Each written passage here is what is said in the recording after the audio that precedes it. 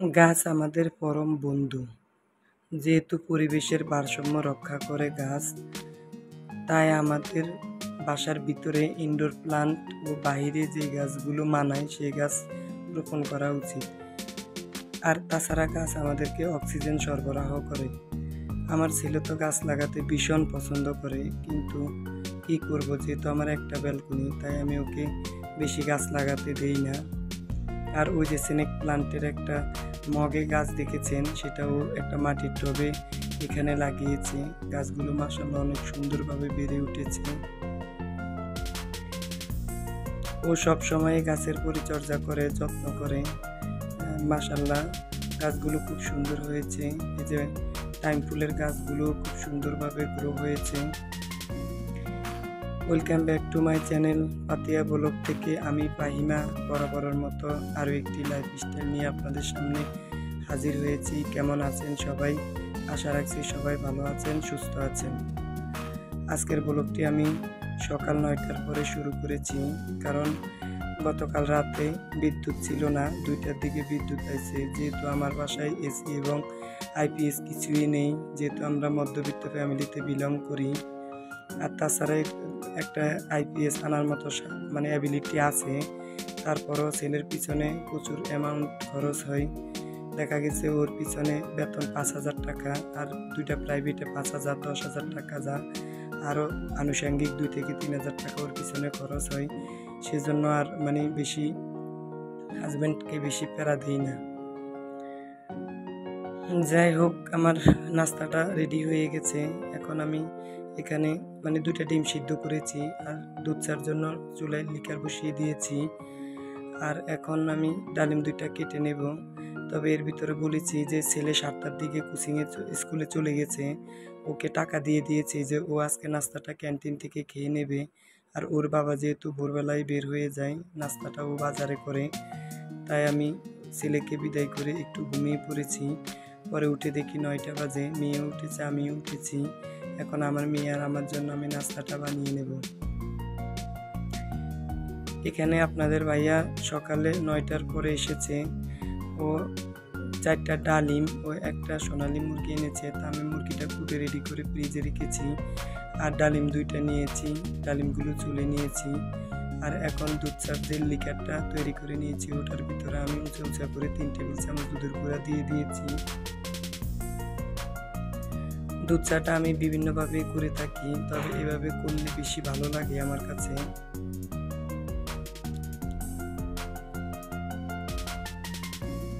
এখন নাস্তাটা টেবিলে আমি আর আমার মেয়ে খেতে বসে গেছি। ও দেখেন কি সুন্দর করে নাস্তাটা টেনে নিচ্ছে। ও বুঝে যে আমি ক্যামেরা অন করেছি, তো ও বলে যে আমাকে কেন চা দিচ্ছ না, যেহেতু আমার কফি মগগুলো অনেক বড়, তাই আমি এক মগে চাটা তৈরি করে নিয়েছি। এখন ওটা ঢেলে দিয়েছি। ও বলে আম্মু আমারটা ঠান্ডা হোক, এখন তুমিও খাওয়ার আমাকেও খাওয়াও। তো ওকে নিয়ে আবার কত সময় ধরে একটু হাসলাম। তো এখন আমি নাস্তাটা করে নেব, যেহেতু আজকে লেট করে ঘুম থেকে উঠেছি, তাই দ্রুতই নাস্তাটা করে নেব। আর আজকে আপনাদের সাথে বেডরুম গুছানো এবং ফার্নিচার পরিষ্কার করা, অলরেডি বাসার কোনো কাজে আপনাদের সাথে শেয়ার করতে পারবো না। তো ওকে নাস্তা করতে দিয়ে আমি চলে গেছি আমার চা আর বিস্কিটটা খেয়ে, ডিমটা পরে খাবো। তো ও আবার কি করছে, টেবিলে উঠে বসে খাচ্ছে, কারণ ও চেয়ারে বসে টেবিলে লাগ পাচ্ছে না। অফ ক্যামেরায় নাস্তাটা করার পরে যখন থালাবাটিগুলো অপরিষ্কার হয়েছে, তখন টেবিলটা পরিষ্কার করে চলে এসেছি থালাবাটিগুলো ধোয়ার জন্য। আমি থালাবাটি সিঙ্কে জমিয়ে রাখি না, যে কয়টি নোংরা হয় সাথে সাথে ধুয়ে রাখার চেষ্টা করি। যেহেতু আমার বাসায় কোনো হেল্পিং হ্যান্ড নাই, সব কাজে আমার করা লাগে, তাই আমি অল্প পরিমাণে থালাবাটি আটো হলে সাথে সাথে ধুয়ে রাখার চেষ্টা করি। যারা আমার ভিডিওটি এ পর্যন্ত দেখছেন কিন্তু এখনও লাইক দেন নাই, প্লিজ ভিডিওটিতে একটি লাইক দিয়ে পুরো ভিডিওটি কন্টিনিউ করবেন, কারণ আপনার একটা লাইক আমার এই চ্যানেলটি অনেকের কাছে পৌঁছে দিতে সাহায্য করবে। দেখা গেছে অনেকে ভিডিও দেখেন কিন্তু লাইক দিতে ভুলে যান, তাই আমার প্রিয় আন্টি, আপু এবং ভাইয়াদের কাছে রিকোয়েস্ট করি একটা লাইক এবং 3 থেকে 4 মিনিট ওয়াচ করলে দেখা গেছে আমার মানে ভিউটাও জমা থাকবে আর ওয়াচ টাইমটাও হবে। তারপর থালাবাটিগুলো ধুয়ে সিঙ্কটা পরিষ্কার করে অফ ক্যামেরায় আমি মুরগি ধুয়ে নিয়েছি, মাছটাও ধুয়ে নিয়েছি, আর সব মশলা তরকারি এখানে ধুয়ে রেডি করে নিয়েছি। আর এখন দেখি যে 2টা তেলের জারে কোনো তেলে নেই, তাই সরিষার তেলটা রিফিল করে নিয়েছি। এখন সয়াবিন তেলটাও রিফিল করে নেব। এগুলো রিফিল করা থাকলে রান্না করার সময় তেমন একটা মানে কষ্ট হয় না। এই যে মোটা ডাল দিয়ে আজকে সোনালী মুরগি রান্না করব। আমাদের বাসার প্রায় সবাই মানে দেশি মুরগি হোক আর সোনালী মুরগি হোক, মানে মোটা ডালটা দিয়ে রান্না করলে সবাই ভীষণ পছন্দ করে। আর হচ্ছে আলু আর সিনা তরকারি আমি কুটে নিয়েছি, মাছের সাথে একটা পাতলা ঝোল করব। এখন আমি রসুন পেঁয়াজগুলো হামানদিস্তায় থেতো করে নেব। তবে এখানে 3 টেবিল চামচ আদা এবং রসুন আমি পেস্ট করে নিয়েছি। আর মাছের জন্য যেহেতু রসুন একটু থেতো করা লাগবে, তাই আমি হামানদিস্তায় থেতো করে নিয়েছি। আর ছোট্ট একটা সসের বাটিতে আমি 1 টেবিল চামচ জিরা ও হাফ টেবিল চামচ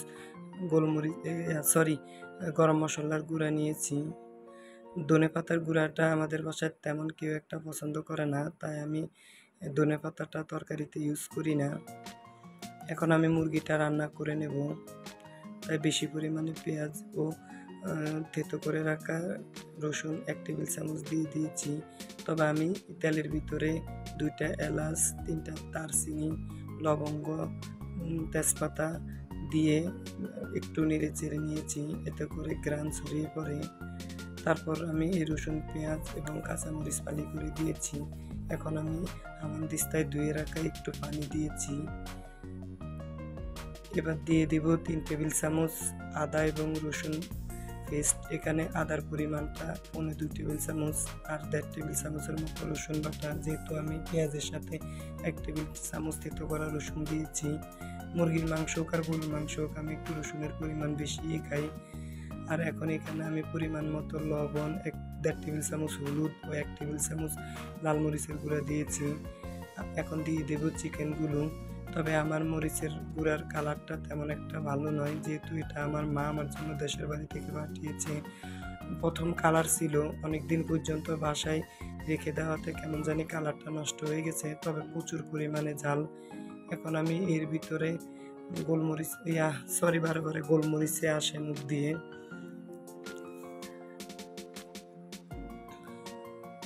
জিরার গুঁড়া এবং গরম মশলার গুঁড়াটা অ্যাড করেছি, আর চিকেনটা দিয়ে আর ডালটা দিয়ে এখন আমি এগুলো ভালোভাবে কষিয়ে নেব।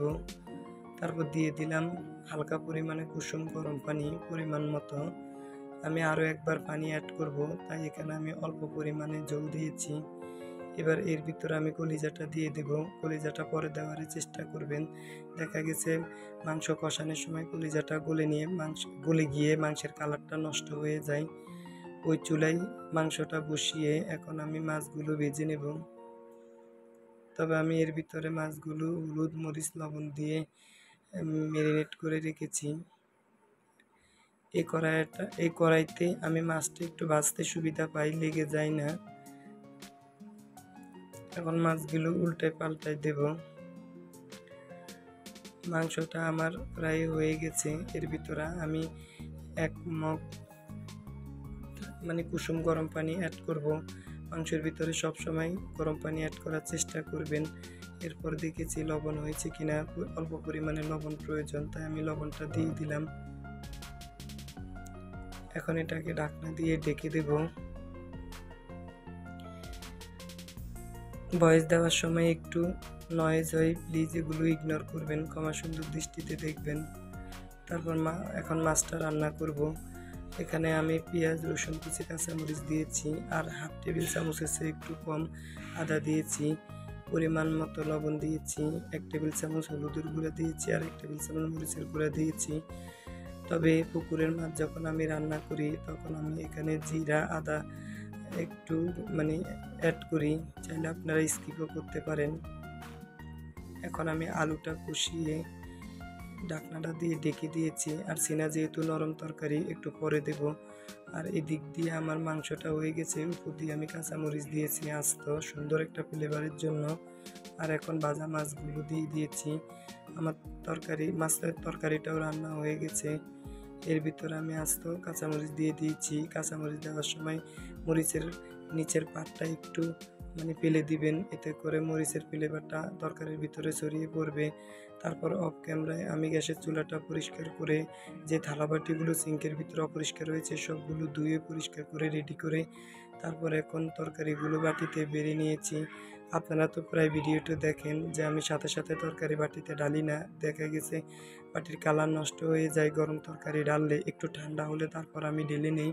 এখন আমি এর উপরে ভাজা জিরার গুঁড়া অ্যাড করেছি। পুকুরের মাছ রান্না করলে আমি ভাজা জিরার গুঁড়া অ্যাড করি, এতে করে খেতে অনেক মজা হয়। আর আমি 2টা কড়াই রয়ে গেছে, এগুলো বা খাবারের পরে পরিষ্কার করে নেব। যেহেতু আজকে আমি ঘুম থেকে দেরি করে উঠেছি, তাই আমার রান্নাটাও একটু দেরি হয়ে গেছে। এখন 3টা বাজে, 4টায় আমার ছেলের কোচিং, ও আবার চলে যাবে, তাই ওকে আমি খাবারটা এখন বেড়ে দেব।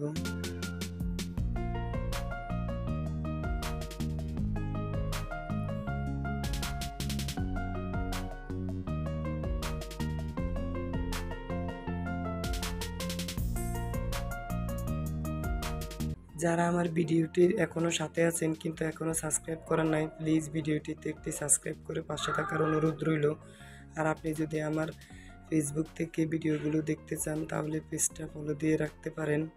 আর এই ধরনের লাইফস্টাইল ব্লগ দেখতে চাইলে পাশে থাকা বেল আইকনের অল অপশনটি অন করে রাখবেন। যখন আমি কোনো ভিডিও আপলোড করব তখন আপনার ফোনে নোটিফিকেশন চলে যাবে। আজ আর নয়, সে পর্যন্ত সবাই ভালো থাকবেন, সুস্থ থাকবেন। দেখা হবে নেক্সট ভিডিওতে।